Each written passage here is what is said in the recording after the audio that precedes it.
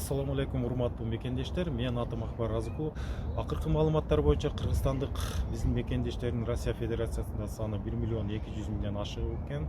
Андан официалдуу түрдө расмий каттоодон өткөнү 1 миллиондон ашык. Эң көп эле биздин мекендештердин чогулган жери Россияда бул Москва жана Москва областы болуп эсептелинет. Бул жерде расмий эмес маалыматтар боюнча 500 миң 600 миңден ашуун биздин мекендештер эмгектенип жүрүшөт. Ушул биздин мекендештердин акыркы убакта профсоюз мигрантовго кайрылгандагы көптөгөн орчундуу проблемалардын көйгөйлөрүнүн бири бул мына 2 жандан көп административдик штраф алгандан кийинки Россияга кире албай калуу, запрет на выезды болуп калууда. Ал кандайча болууда? Себеби биздин көп кыргызстандыктар негизинен транспорт жаактында, такси тармагында, курьер, доставка ошол жагында иштегендиктен мындай 2 жандан көп административдик штрафтар оңой эле алынып калууда да. Ошондуктан ушул жагын карап берүүсүн өкмөттөн суранып атышат. Экинчи маселе, мына соңку кырдаалдардан кийин биздин мигранттардын түйшөлткөн ойлонткон ойлору бул валюта курсунун өйдө төмөн болушу, анан аз-аздан болсо дагы мекенибизге кайтып баратып, анан ал мекенге баргандан кийин башка өлкөлөрдөн кантип жумуш орун тапса болот экен деген тынчсыздануусу бар. Ошону биздин өкмөткө мен бир кайрылып кетет элем. Урматтуу өкмөт башчылар, өкмөттөгү биздин жооптуу иш алып баруучулары, сиздерден бир суранычубуз, башка биз кыргыз мамлекети өлкөлөрдөн дипломатиялык мамилелер түзгөн бүт эле өлкөлөрдөн кандайдыр бир квоталар, жумушчу квотаны алып туруп, официалдуу түрдө мамлекет ортомчу болуп хотя бы ошол жерде жумуш ордун алып берсе деген тилектерин айтышып атат. Саламатсыздарбы, менин атым Гулиза Ахматсияева. Баарыңарга белгилүү болгондой, миграционный закон Россияда бир ордунда тура бербейт. Каждый раз изменениялар, дополнениялар болуп турат.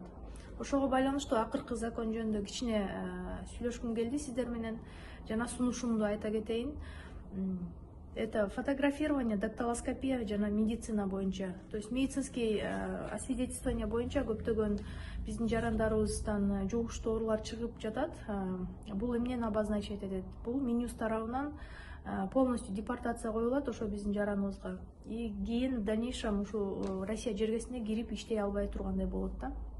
Ошондуктан ушул лабораторияларды Кыргызстандан өткөрсөңөр кандай болот? Ушу Кыргызстанга бир лаборатория салып, именно ушул Россияга кете турган жарандардан анализ алса кандай болот? Или двухсторонний соглашение түзүп, ошол Россиянын территориясынан өтпөй эле ошо Кыргызстандан өтүп эле, анан кийин бул жакка ошо справкалар менен келсе кандай болот деген ушундай бир сунуштарым бар. Ушуну дагы карап койсоңуздар жакшы болот эле. Это очень важно. Жана экинчи сунушум. Бул экинчи сунушум запрет на въезд алып жаткан жарандарыбызга тиешелүү. Бул жарандарыбыз, мен отдельный таксисттерди же курьерлерди айткым келген жок. Бул биздин большой груз айдаган байкелер жөнүндө сүйлөшкүм келди.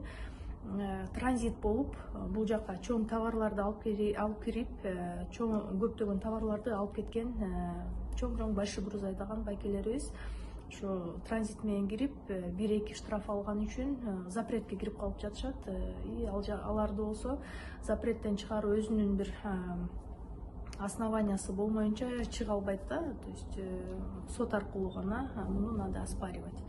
Ошондуктан ушул именно транзит менен кирген биздин бир ушундай чоң большой груздарды айдаган адамдарга бир жеңилдик киргизсе да жакшы болот эле. То есть өкмөт тарабынан сиздер бир ушу Россия тарапка сунуш кылсаңыздар жакшы болмок.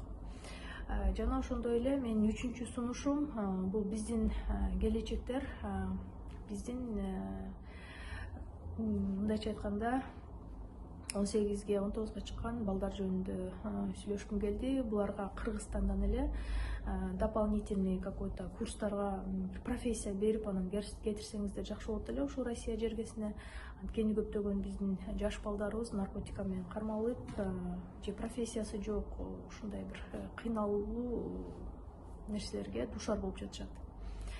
Төртүнчү сунушум бул регистрация боюнча. Эми регистрация боюнча баарыңарга белгилүү болгондой постоянно эле проблематично Россияда регистрацияга туруу, тем более биякта закон существует по месту пребывания деп. По месту пребывания бизде ким коет регистрацияга? Эч ким койбойт. Приходится покупать, да, посредниктерден трудовой договорду сатып алабыз, регистрацияны сатып алабыз. Анан любой эле полицейский токтотуп, базада жок болсо эле 327 уголовный иш козгоп жатат. Уголовный иш эми бул өзү эле жаман нерсе да. Биздин жаш кыздарыбыз, жаш балдарыбыз ошо уголовный иш козголуп, ушу кийинки даже жумушка иштөөсүнө даже тоскоолдуктар болуп калат да. Ошондуктан ушу регистрация проблемасын дагы мындай государственный деңгээлде мындай карап, двухсторонний какой-то соглашенияларды кылсаңыздар аябай жакшы болот эле. Бул жакта только ортомчулар гана зарабатывают.